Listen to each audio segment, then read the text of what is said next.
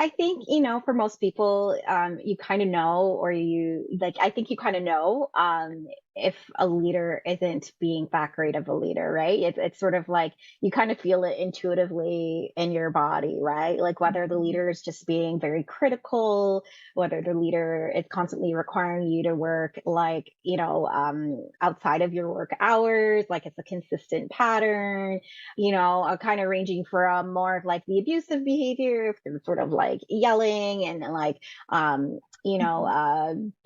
talking negatively about you. And it can also lead to kind of like also be like microaggressions that are happening. Like they're small, but like it really makes you feel not that great, right? And so I Mhm. think most people really intuitively know when the leader isn't really a great leader.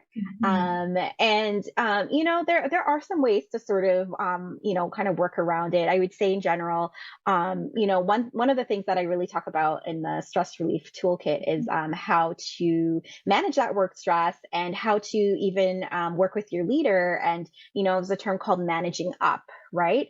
And that's really about communicating with your leader at the level that they want to be communicated at. It's about sort of like getting across your wants and needs as well too.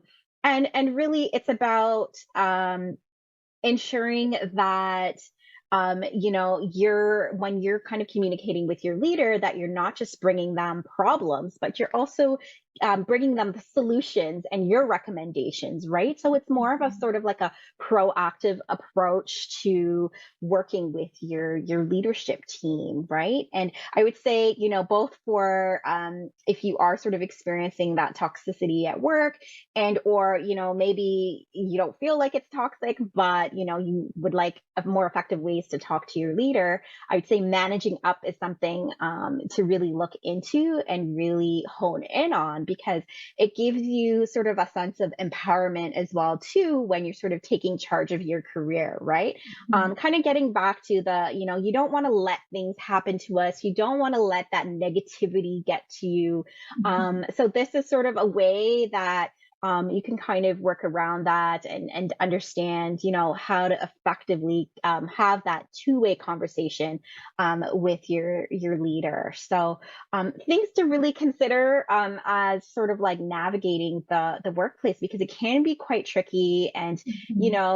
not every leader is the same, but if you're able to have some of the tools to help you navigate some of those more challenging communication styles and leaders, Yeah. I would say, use that to your advantage, right? Mhm. So use it to your advantage, and know that, you don't need to let things just happen to you, but you can take charge of things as well at the same time.